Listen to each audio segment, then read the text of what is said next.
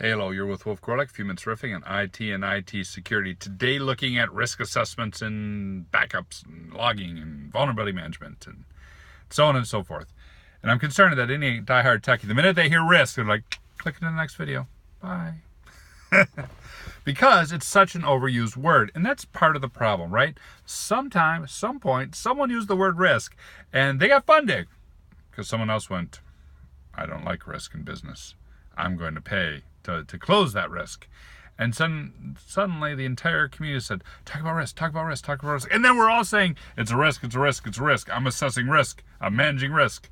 And now it's pretty much meaningless because oftentimes we don't really understand what is and is not a risk. So the tip for you is this.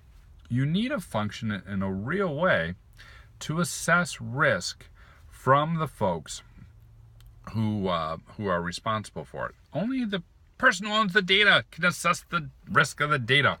Only the person who owns the IT asset, now that may be a system, that may be an application, but you get my point. Only the owner of that can really tell you the risk it means to the business. What is the value it delivers to the business when up, and what is the cost exposure? What are we going to pain are we going to feel when it goes down? When you're an IT guy and you go, hey, I don't care about any of that.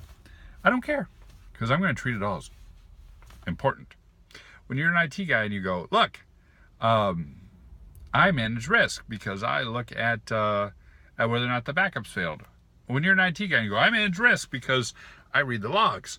When you're an IT guy and you go, I manage risk based on the CVE scores. That is a risk. That is absolutely a risk. However, it's a technical risk. It's not a business risk. The business risk can only be decided and defined by the folks who own the assets and own the data. And that's kind of important because if we're managing the technical risk and we go, our way of managing risk is to ignore the business risk, then we really shouldn't be talking about risk, because anyone who knows a lot about risk, such as usually the people who control budgets or auditors, both important parties for various reasons, are going to look at you and go, that's not managing business risk. So know those functions. Even if all you're saying is, we've got a risk assessment of the data, we got a risk assessment of the asset managed by the business, and I'm going to inform my backups with that. I may still back them off the same way, but I'm aware of them. I'm going to inform my vulnerability management with that. I may do vuln scans the exact same way, patching the exact same way, but I'm aware of it. Even if that's all you're doing, it's still a start, because the one time a backup fails, you can go, oh, that's more important than the other because it's a critical system. The one time a critical vuln happens and you've got to patch quick, you can go, where's my critical data at?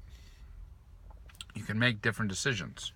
And being able to inform those decisions based on business risk is really the key to driving a good security program, in my opinion.